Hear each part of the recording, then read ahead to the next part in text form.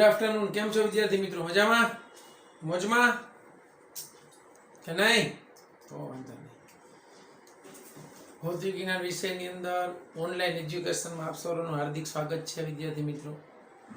આપણે ધોરણ 11 સાયન્સની અંદર ભૌતિક વિજ્ઞાનમાં ચેપ્ટર નંબર 6 એનો અભ્યાસ કરી રહ્યા છીએ. વર્ક, એનર્જી એન્ડ પાવર, બરાબર, કાર્ય, ઉર્જા અને પાવર. એમાં આપણે લેક્ચર 6 સુધી જોયું હતું. લાસ્ટ લેક્ચરની અંદર આપણે એક સરસ મજાનું ઉદાહરણ જોયું હતું અને યાંત્રિક ઉર્જા સંરક્ષણના નિયમનું પાલન થાય છે. E = K + V. E એટલે કુલ યાંત્રિક ઉર્જા, K એટલે ગતિ ઉર્જા, V એટલે સ્થિતિ ઉર્જા. બાળકો, હવે K એટલે ગતિ ઉર્જા જે છે એ ગતિ ઉર્જા K = 1/2 mv². સ્થિતિ ઉર્જા V = આપણે જે સમજ્યા છીએ એમાં mgh. સંરક્ષિત ક્ષેત્ર માટે આપણે કાર્ય ઉર્જા પ્રમેય જોયું. W = ડેલ્ટા કે માત્ર સ્થાન પર આધારિત વિધેય હોય તો સંરક્ષિત ક્ષેત્રમાં જે ગતિ ઉર્જાનો ફેરફાર અમે લખ્યો kF - ki. બરાબર, આ ગતિ ઉર્જાનો ફેરફાર કરેલા કાર્ય જેટલો હોય. સંરક્ષિત ક્ષેત્ર એને કેને કહેવાય તો કે સ્થાન આધારિત. ગુરુત્વીય ક્ષેત્ર, વિદ્યુત ક્ષેત્ર અને ચુંબકીય ક્ષેત્ર આ સંરક્ષિત ક્ષેત્ર છે. સંરક્ષિત ક્ષેત્ર માટે આપણે એક જોયું હતું કે સ્થિતિ ઉર્જાનો ફેરફાર એના વિકલિતનું ઋણ મૂલ્ય બાહ્ય બળ જેટલું હોય. એ પણ આપણે અહીંયા જોશું હજી આગળ. F = -dv/dx. કોઈ પણ રાશિનું અંતરની સાપેક્ષે વિકલન આપણે આગળ જોઈ ગયા. કોઈ પણ રાશિનું અંતરની સાપેક્ષે વિકલન, કોઈ પણ રાશિનું અંતરની સાપેક્ષે વિકલન એટલે તે રાશિનો પ્રચલન, ફેરફાર કહી શકાય. એટલે તે રાશિનો પ્રચલન. અહીંયા બાળકો સ્થિતિ ઉર્જાનું અંતરની સાપેક્ષે વિકલન છે એટલે એને સ્થિતિ ઉર્જાનો પ્રચલન કહેવાય. એ સ્થિતિ ઉર્જાનો પ્રચલન છે F બાહ્ય બળ F જેટલો હોય. બરાબર, અથવા તો આને એમ કહેવાય કે સ્થિતિ ઉર્જાના વિકલિતનું ઋણ મૂલ્ય, સ્થિતિ ઉર્જાના વિકલિત નું ઋણ મૂલ્ય બાહ્ય બળ F જેટલું હોય છે.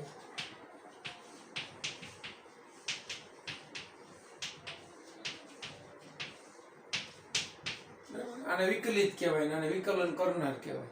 હવે વિકલિત છે, સ્થિતિ ઉર્જાનો વિકલિત V/dx નું ઋણ મૂલ્ય બાહ્ય બળ F જેટલું. આ સંરક્ષિત ક્ષેત્ર કન્ઝર્વેટિવ ફોર્સ માટે આપણે ઉતાર્યું હતું. બરાબર, એમાં આપણે એ પણ જોયું હતું કે કુલ ઉર્જા E = K + V લખ્યા હતા. આના 3 સમીકરણો મેં તમને કીધા હતા. બરાબર, એ સ્થિતિ ઉર્જા કે ગતિ ઉર્જા મેક્સિમમ હોય ને, કે મેક્સિમમ હોય ત્યારે સ્થિતિ ઉર્જા V મિનિમમ હોય. ગતિ ઉર્જા K મિનિમમ હોય ત્યારે સ્થિતિ ઉર્જા V મેક્સિમમ હોય. બરાબર, આ બધી વસ્તુનો ક્લિયર આપણે વાત કરેલી છે. પછી સંદર્ભ સપાટી પાસે સ્થિતિ ઉર્જા શૂન્ય લીધી. સંદર્ભ સપાટી પાસે સ્થિતિ ઉર્જા શૂન્ય.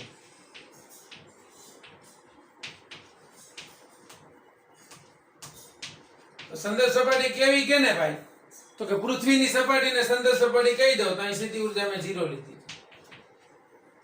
બરાબર, પછી આપણે માનો કે ગતિ કરાવીને કોઈ પણ પદાર્થની એક જેટલી ઊંચાઈ લઈ જઈએ તો ત્યાં એની ઉર્જા અહીંયા હોય તો અહીંયા પદાર્થને આમ લઈ ગયા એટલો h જેટલી ઊંચાઈ, તો અહીંયા સ્થિતિ ઉર્જાની mgh. ધ્યાન આપજો.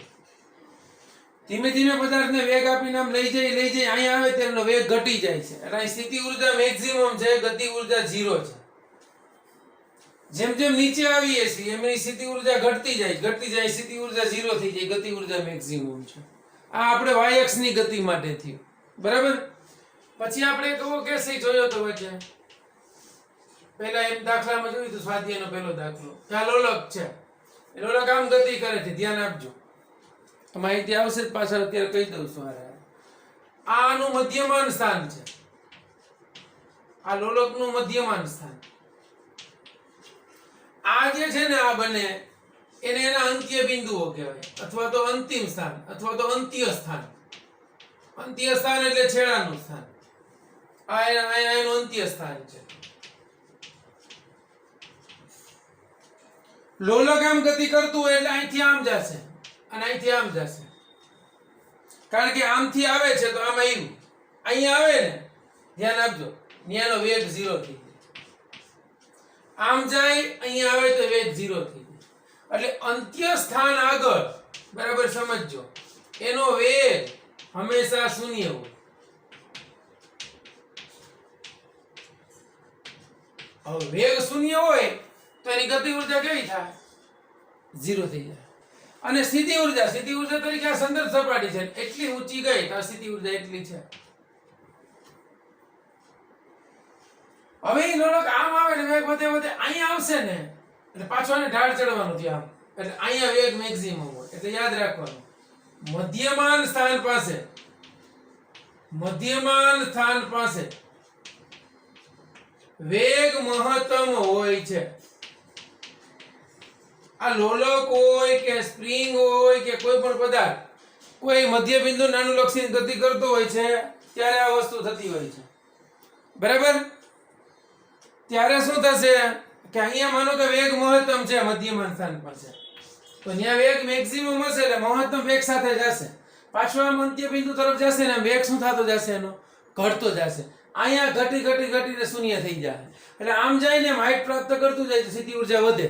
અહીંયા સ્થિતિ ઉર્જા મેક્સિમમ થઈ ગઈ, ગતિ ઉર્જા 0 થઈ ગઈ. વળી આમ આવે ને એટલે વળી પાછો વેગ વધે એટલે ગતિ ઉર્જા વધે, સ્થિતિ ઉર્જા 0 થઈ ગઈ. આમ જાય એ વળી પાછું શું થશે? ગતિ ઉર્જા ઘટે અહીં 0 થઈ ગઈ, સ્થિતિ ઉર્જા મહત્તમ થઈ ગઈ. તો લોલક આમ દોલનો કરે ત્યારે આ ખાસ કેસ યાદ રાખજો કે એના અંત્ય બિંદુઓ આગળ એની ગતિ ઉર્જા શૂન્ય હશે, એટલે એનો વેગ હંમેશા 0 હશે. મધ્યમાન સ્થાન પાસે એનો વેગ મહત્તમ હશે, બરાબર. એટલે તમને એમ પૂછે કે ભાઈ લોલક ગતિ કરતા પદાર્થ છે, લોલકની અંદર મધ્યમાન સ્થાને અથવા તો ક્યાં એની ગતિ ઉર્જા મેક્સિમમ હોય? તો મધ્યમાન સ્થાને. રેડી? તો મધ્યમાન સ્થાને સ્થિતિ ઉર્જા 0. સ્થિતિ ઉર્જા 0 શું કામે? તો કે સંદર્ભ સપાટીમાં સ્થિતિ ઉર્જા મેં આને સંદર્ભ સપાટી ગણી લીધી, પૂરું. એટલું ક્લિયર થયું બાળકો? તો અત્યાર સુધી આપણે જે ચર્ચા કરી હતી એની વાત કરી. હવે આપણે જે ટોપિક શરૂ કરવાનો છે બાળકો, એ તમારો ટોપિક છે સ્પ્રિંગ બળ અથવા તો સ્પ્રિંગની સ્થિતિ ઉર્જા. ચાલો જોઈ લ્યો પછી આગળ વધીએ.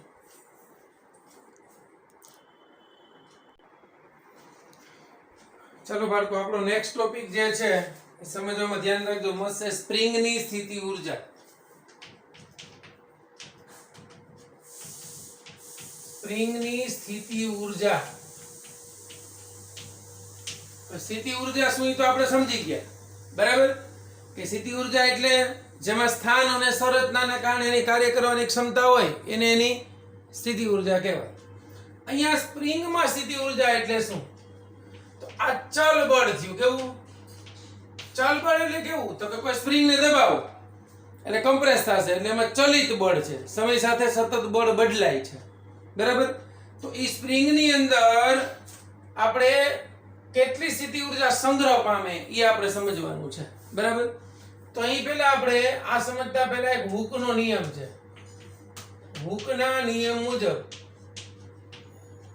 કોઈ પણ સ્પ્રિંગ ઉપર લાગતું સ્પ્રિંગ બળ એ એના સ્થાનાંતરના સમપ્રમાણમાં હોય.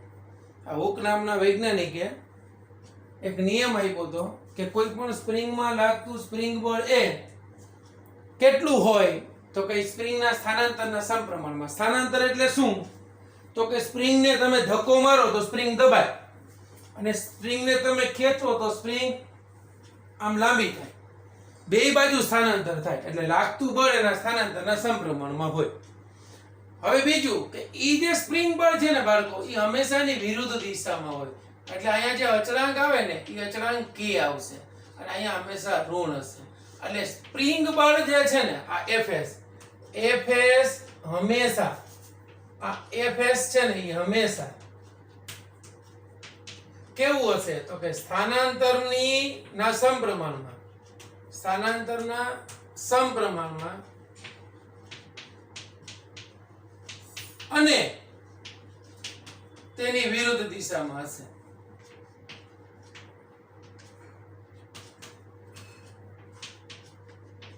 સ્પ્રિંગ પર હંમેશા સ્થાનાંતરના સમપ્રમાણમાં અને એની વિરુદ્ધ દિશામાં હશે.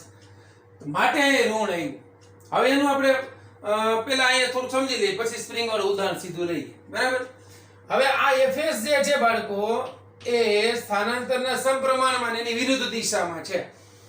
તો FS is equal to minus kx. આ હુકના નિયમ મુજબ છે, જ્યાં k એને બળ અચળાંક કહેવાય. સ્પ્રિંગ નો બળ અચળાંક.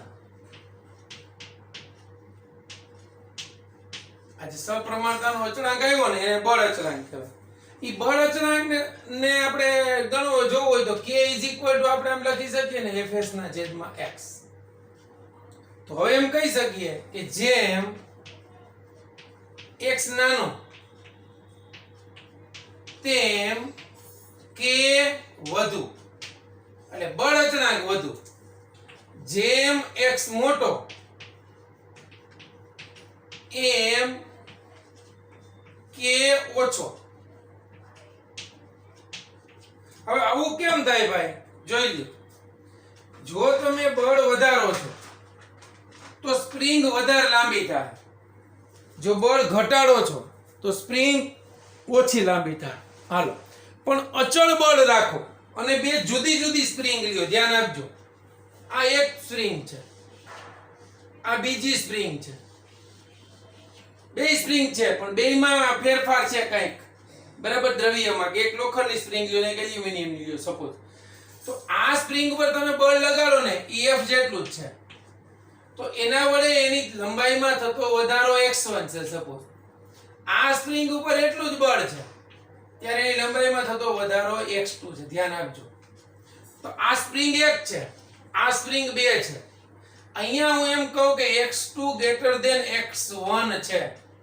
સમાન બળ માટે યાદ રાખજો, સમાન બળ માટે એક જ સ્પ્રિંગ ઉપર સરખું બળ લગાડું છું તો x2 ની લંબાઈમાં વધારો વધારે થાય છે. એનો મતલબ એવો થયો કે સ્પ્રિંગ 2 એ નરમ સ્પ્રિંગ છે અને સ્પ્રિંગ 1 એ કડક સ્પ્રિંગ છે. ખબર પડી? તો એના ઉપરથી શું નક્કી થયું કે નરમ સ્પ્રિંગની લંબાઈ વધારે છે એટલે એનો x મોટો છે, એટલે એનો k નાનો થયો. k નાનો થયો નો મતલબ એવો થયો કે ઈ સ્પ્રિંગ જેનો k નાનો હશે ઈ સ્પ્રિંગ નરમ હશે. શું કામ? તો કે k નાનો એટલે x મોટો, અને x મોટો એટલે એની લંબાઈમાં વધારે વધારો થયો. એટલે આ સ્પ્રિંગ નરમ છે, આ સ્પ્રિંગ કડક છે. તો આપણે કહી શકીએ કે ધારો કે આ સ્પ્રિંગ લોખંડની બનાવેલી હશે અને આ સ્પ્રિંગ સપોઝ કોપરની હશે. કોપરની સ્પ્રિંગ નરમ છે અને આ કડક છે. કડક હશે ને એનો બળ અચળાંક વધારે હશે. શું કામ? તો કે કડક સ્પ્રિંગ હશે ને એટલે શું થશે કે આમ આમ તમે દબાવશો ને તો એટલી ઓછી દબાશે, ખેંચશો તો ઓછી ખેંચાશે, એટલે એનો x ઘટશે. x ઘટશે ને x નાનો એમ k વધુ. એટલે કહી શકીએ કે જેમ k વધુ એમ બળ અચળાંક, ટૂંકમાં k વધે, k ને બળ અચળાંક કહેવાય. તો k વધુ, k fs ના છેદમાં x છે. આનો એકમ થાય ન્યૂટન પ્રતિ મીટર. યાદ રાખજો k નો એકમ. આ k નું પારિમાણિક સૂત્ર યાદ એવું લખાઈ દો, વળી પાછું ભૂલાઈ જશે. k નું પારિમાણિક સૂત્ર, બળનું પારિમાણિક સૂત્ર m1 L1 T - 2 છેદમાં ન્યૂટન પ્રતિ મીટર નું L1 એટલે m1 L0 T - 2. એટલે આ k નો બીજો એકમ એ છે. તો પારિમાણિક સૂત્ર પરથી k નો બીજો એકમ કિલોગ્રામ પ્રતિ સેકન્ડ સ્ક્વેર છે. યાદ રાખજો, ઘણી જગ્યાએ લખ્યો હોય k નો બીજો એકમ કિલોગ્રામ પ્રતિ સેકન્ડ સ્ક્વેર. બરાબર. તો હવે આ બળ અચળાંક k વધુ તો બરાબર સમજો, k વધુ તો સ્પ્રિંગ કેવી હશે? કડક. k ઓછો તો સ્પ્રિંગ કેવી હશે? જો આ વસ્તુ બહુ અગત્યની છે. બરાબર. હવે આપણે સ્પ્રિંગ નું ઉદાહરણ લઈને સીધી ઉર્જાનું સૂત્ર તારવીએ. સ્પ્રિંગ ને દબાવો, બરાબર, તો સ્પ્રિંગનું સંકોચન થશે એટલે કમ્પ્રેસ થઈ. સ્પ્રિંગને ખેંચો તો એ શું થશે? લાંબી થશે. ક્લિયર? એટલે આમ એક્સપાન્ડેડ થઈ, બરાબર, વધારે પહોળી થઈ, આમ કમ્પ્રેસ થઈ. તો બે વખતે સ્પ્રિંગમાં ઉર્જા સંગ્રહ પામશે. શું થશે? એ સંગ્રહ પામતી ઉર્જાને સ્પ્રિંગની સ્થિતિસ્થાપકીય ઉર્જા કહેવાય. સ્પ્રિંગની સ્થિતિ ઉર્જા, આપણે એનું સૂત્ર તારવવાનું છે. ચાલો જોઈ લઈએ. ચાલો જો, હવે સ્પ્રિંગની સ્થિતિ ઉર્જાનું સૂત્ર આપણે સમજવું છે. તો પહેલા આ એક કોઈ લીસી સપાટી છે, બરાબર. સપાટી લીસી, ઘર્ષણ બળ નથી એટલે આપણે ઘર્ષણ બળ અત્યારે અવગણ્યું છે. અહીંયાથી આપણે સ્પ્રિંગના 3 કેસ આપ્યા છે. પહેલો કેસ અહીંથી સ્પ્રિંગને બાંધી દઈ અને આ સ્પ્રિંગ જે છે એની નોર્મલ સિચ્યુએશનમાં છે, સામાન્ય સ્થિતિ. આ સામાન્ય સ્થિતિની અંદર સ્પ્રિંગ માટે એનું સંકોચન x બરાબર 0 છે. આ એની સામાન્ય સ્થિતિ છે, નોર્મલ સિચ્યુએશન. સામાન્ય સ્થિતિ સ્પ્રિંગની આવી છે. સામાન્ય સ્થિતિની અંદર સ્પ્રિંગ બળ નથી એટલે Fs બરાબર 0 છે. એમાં સ્પ્રિંગ બળ ક્યારે ઉદ્ભવશે? ઘર્ષણ બળ જેવું છે. સ્પ્રિંગમાં બળ ક્યારે ઉદ્ભવશે? આમ તમે લગાડશો તો. આ પહેલી સિચ્યુએશન થઈ. બીજી સિચ્યુએશનની અંદર આ જે સ્પ્રિંગ છે એને આપણે ખેંચીએ છીએ એટલે સ્પ્રિંગ લાંબી થશે. લાંબી થશે એટલે અહીંયા સુધી બ્લોક આવ્યો. સપોઝ આ બ્લોક હતો અહીંયા સુધી આવી ગયો. અહીંયા સુધી આવ્યો એનો મતલબ અહીંયા હતું એ અહીંયા સુધી આવી ગયું. તો આ x જેટલું એનામાં લંબાઈમાં વધારો થયો. વધારો થયો ને, બરાબર સમજો બાળકો. તો અહીંયા સ્થાનાંતર x > 0 માટે સ્થાનાંતર ધન છે અને સ્પ્રિંગ બળ Fs < 0 એટલે સ્પ્રિંગ બળ ઋણ છે. કેમ ભાઈ? તો કે આમાં સ્પ્રિંગ બળ આમ લાગશે, આ Fs આમ લાગશે, સ્થાનાંતર આમ થયું. આપણે વાત કરી સાચી થઈ ગઈ કે સ્પ્રિંગ બળ સ્થાનાંતરના સમપ્રમાણમાં અને એની વિરુદ્ધ દિશામાં હશે. તો સ્પ્રિંગ આમ લાંબી કેટલી થશે? જેટલું તમે સ્પ્રિંગ બળ લગાડશો એટલી લાંબી થશે. જેટલું બળ વધારશો એટલું સ્પ્રિંગ બળ વધતું જશે. આ બીજી સિચ્યુએશન થઈ. ચાલો ત્રીજી સિચ્યુએશનની અંદર આ સ્પ્રિંગ જે છે એ કમ્પ્રેસ થશે એટલે દબાશે એટલે અહીંયા આ અંતર x જેટલું સંકોચન થયું. આ સંકોચન થાય છે ને ત્યારે x જે છે એ < 0 છે. x < 0 એટલે x કેવું છે? ઋણ છે બળકો. અને એનું સ્પ્રિંગ બળ Fs છે < 0. સ્પ્રિંગ બળ કેવું છે? એ ધન છે. એટલે અહીંયા સ્થાનાંતર આમ થયું છે અને સ્પ્રિંગ બળ આમ લઈ Fs. એટલે આ ત્રણ સિચ્યુએશન થઈ. આ A, આ B અને આ C. આ સામાન્ય સ્થિતિ છે. આ સ્પ્રિંગની સામાન્ય સ્થિતિ છે. આ તણાવવાળી સ્થિતિ છે અને આ દબાણવાળી, દબાવ ધક્કો માર્યો છે, બરાબર. અહીંયા સ્પ્રિંગનું સંકોચન થાય છે. શું થાય છે? અહીંયા સ્પ્રિંગનું સંકોચન થાય છે, બરાબર. અહીંયા સ્પ્રિંગ જે છે એમાં ખેંચાણ ઉદ્ભવે છે. એટલે ખેંચાણની સ્થિતિમાં અને સંતુલનની ભાઈ દબાણની સ્થિતિમાં બંને સ્થિતિની અંદર સ્પ્રિંગની અંદર કંઈક બળ લગાડે છે. તેથી અહીં બંને સ્થિતિમાં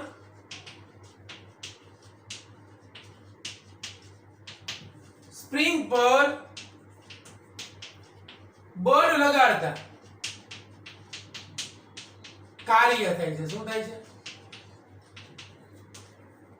સ્પ્રિંગ ઉપર તમે બળ લગાડો એટલે શું થયું? કાર્ય થયું. ધારો કે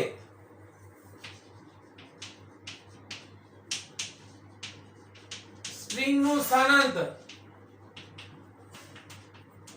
કેટલું હોય? તો કે સ્થાનાંતર xm હોય તો કાર્ય બરાબર બળ કયું છે? Fs * સ્થાનાંતર કેટલું છે? તો કે dx. અને મહત્તમ સ્થાનાંતર માટે આ સૂક્ષ્મ કાર્ય થયું. આ સમીકરણ 1. સમીકરણ 1 નું સંકલન લઈ એટલે કુલ કાર્ય મળી જાય. એટલું થતું હોય સ્થાનાંતર તો integration of dw integration of Fs * dx. ક્યાં 0 થી xm સુધી. તો આ કાર્ય w ઇઝ ઇક્વલ ટુ અહીંયા માઇનસ kx ઇન્ટુ dx. શું કામ ભાઈ? તો કે સ્પ્રિંગ બળ Fs is equal to minus kx છે. તો કાર્ય ઇઝ ઇક્વલ ટુ અહીંયા 0 થી xm બરાબર માઇનસ k અચળ આનું સંકલન x dx નું x² બાય 2 0 થી xm is equal to minus k અહીંયા xm મૂકી દો ઓલું 0 થશે બરાબર માઇનસ પર 0 થઈ જશે એટલે તમને સ્પ્રિંગમાં સંગ્રહ પામતી સ્થિતિ ઊર્જા મળી ગઈ k xm² બાય 2. આ થઈ ગઈ સ્પ્રિંગની સ્થિતિ ઊર્જા.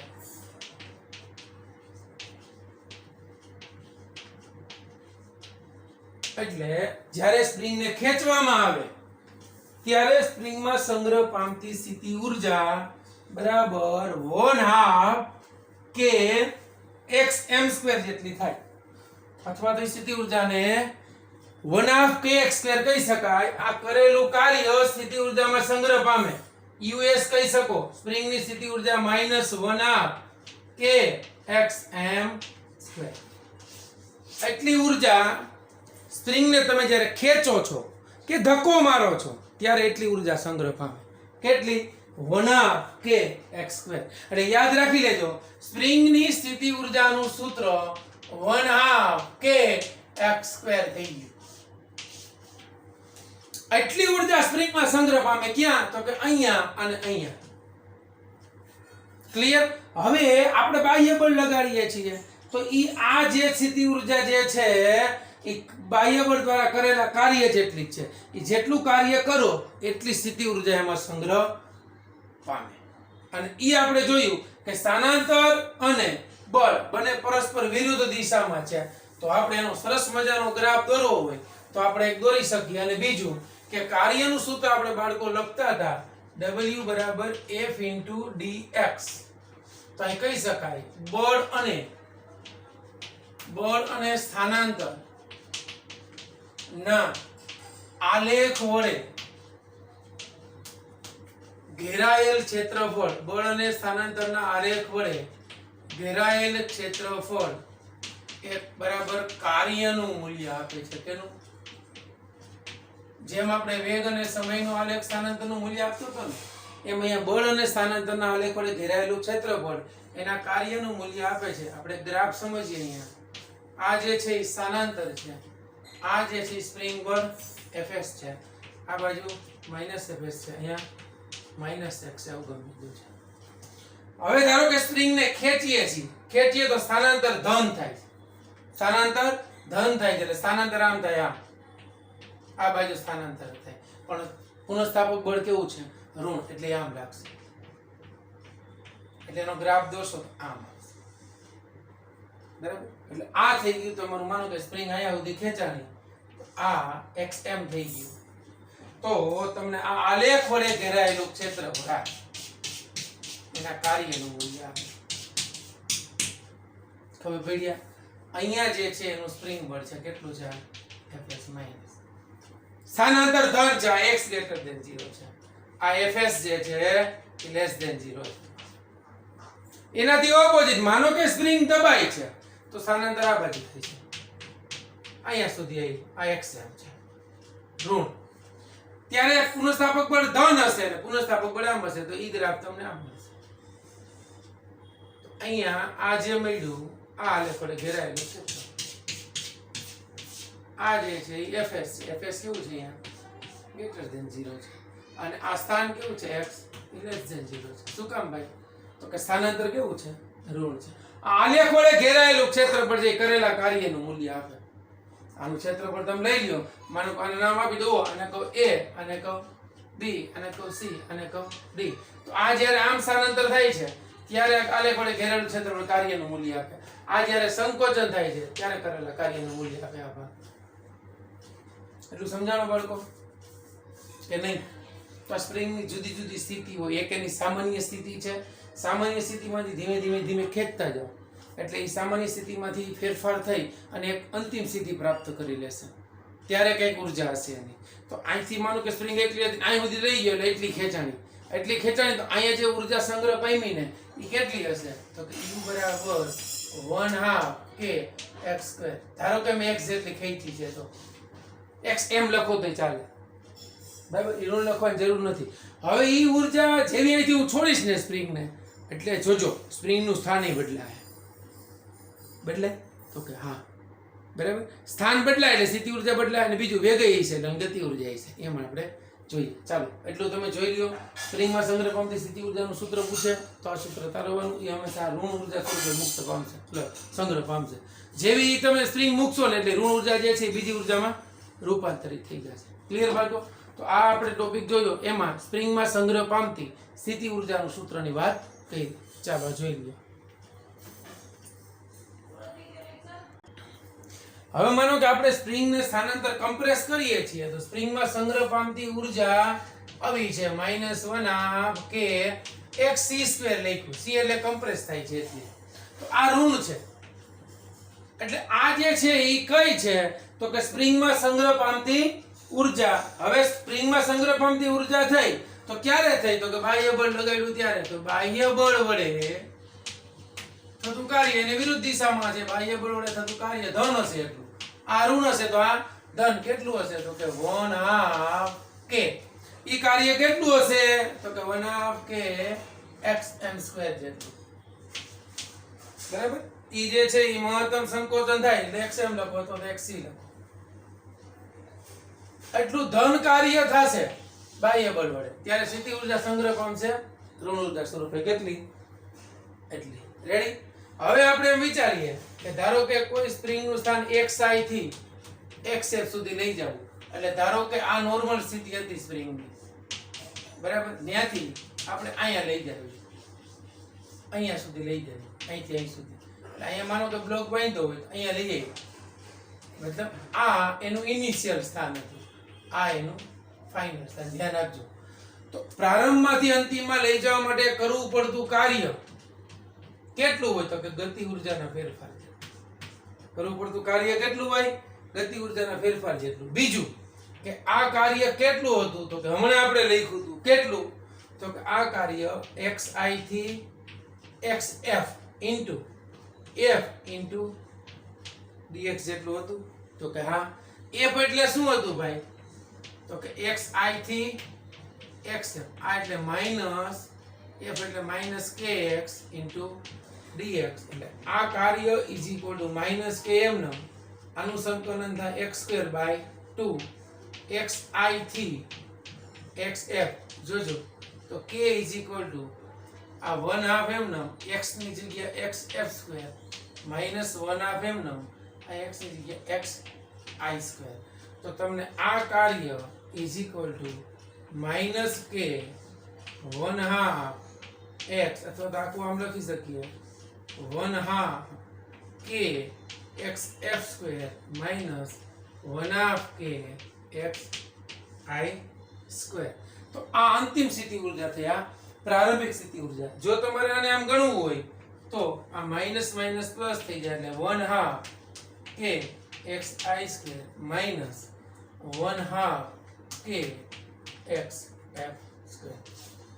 આ જે તમને મળ્યું એ કરેલું કાર્ય સ્થિતિ ઉર્જાના ફેરફાર જેટલું હોય તો એ આપણે આગળ બાળકો ભણી ગયા છીએ. આ સ્થિતિ ઉર્જા પ્રારંભિક છે, આ અંતિમ છે, એટલે આ ડેલ્ટા યુ મેં તમને કીધું હતું ત્યારે કે પ્રારંભમાંથી અંતિમ બાદ કરો ને તો ધન આવશે. જો આમ ન રેખી હોત અંતિમમાંથી પ્રારંભિક તો આ ડેલ્ટા વી જ છે, તો એ ઋણ આવે. ક્લિયર? તો આ કરેલું કાર્ય જે છે ઈ આમાં રૂપાંતરિત પામી ગયું, અને આ કરેલું કાર્ય જે છે ને એમાં માત્ર સ્થાન પર આધારિત છે. જો આ કાર્ય માત્ર સ્થાન ઉપર આધારિત છે. સ્પ્રિંગ જે છે કઈ સ્થિતિમાંથી પ્રારંભમાંથી અંતમાં ગઈ એની હારે કાંઈ લેવા દેવા નથી. પ્રારંભિક અને અંતિમ સ્થિતિ આવે એટલે માત્ર સ્થાન ઉપર આધારિત બળ છે. અને સ્થાન ઉપર આધારિત હોય ને ત્યારે અહીંયા માત્ર સ્થાન ઉપર આધારિત છે. કોણ? તો કે સ્પ્રિંગ બળ. તેથી આ બળ જે છે એ સંરક્ષી બળ છે, બરાબર. એટલે સંરક્ષી બળ આપણે જે ત્રણ સંજ્ઞા ને એમાંનું એક આ, તેથી કહી શકાય. તેથી સ્પ્રિંગ બળ એ સંરક્ષી બળ છે. એમાં સ્પ્રિંગનું સ્થાનાંતર માત્ર પ્રારંભિક અને અંતિમ સ્થાન ઉપર કાર્ય આધાર રાખે છે, બરાબર. કાર્ય ઇનિશિયલ ને ફાઇનલ. હવે માનો કે આપણે એવું કરીએ કે સ્પ્રિંગને xi થી xf સુધી લઈ જઈએ અને ફરી પાછા xi સુધી લઈ આવીએ તો કાર્ય કેટલું થશે? તો કાર્ય 1/2 અંતિમ સ્થાન xi² ઇન્ટુ k અને આ પ્રારંભિક સ્થાને xi². કાર્ય કેટલું થઈ ગયું? 0. એ આપણી વાત સાચી થઈ ગઈ ને? કેવી? તો કે કાર્ય 0 એટલે મૂળ સ્થાને પાછી આવી ગઈ. તો સ્પ્રિંગનું સ્થાનાંતર જ નથી અને કાર્ય 0 ક્યાં થાય? તો આ સ્પ્રિંગની સામાન્ય સ્થિતિ. સામાન્ય સ્થિતિમાં કાર્ય 0 છે અને સામાન્ય સ્થિતિમાં આપણે જોયું હતું તો કે સામાન્ય સ્થિતિમાં fs એ 0 છે અને x એ 0 છે અને x 0 મૂકો તો એમનો એની સ્થિતિ ઊર્જા 0 થશે એટલે સામાન્ય સ્થિતિમાં કાર્ય 0 તેથી સામાન્ય સ્થિતિમાં સ્પ્રિંગની સ્થિતિ ઊર્જા 0 હશે. એટલે સ્પ્રિંગની સ્થિતિ ઊર્જા 0 એટલે સામાન્ય સ્થિતિમાંથી આમ જશે અને આમ જશે, અહીંયા હશે ત્યારે ઊર્જા 0 હશે. આમેય સંગ્રહ પામશે, આમેય સંગ્રહ પામશે. ક્લિયર થયું બાળકો? ચાલો અહીંયા સુધી આપણે લેક્ચર રાખીએ છીએ. નેક્સ્ટ લેક્ચરની અંદર આને રિલેટેડ સરસ મજાના ઉદાહરણ અને યાંત્રિક ઉર્જાના સંરક્ષણના નિયમની ચર્ચા છે એ કરીશું. ચાલો બેસ્ટ ઓફ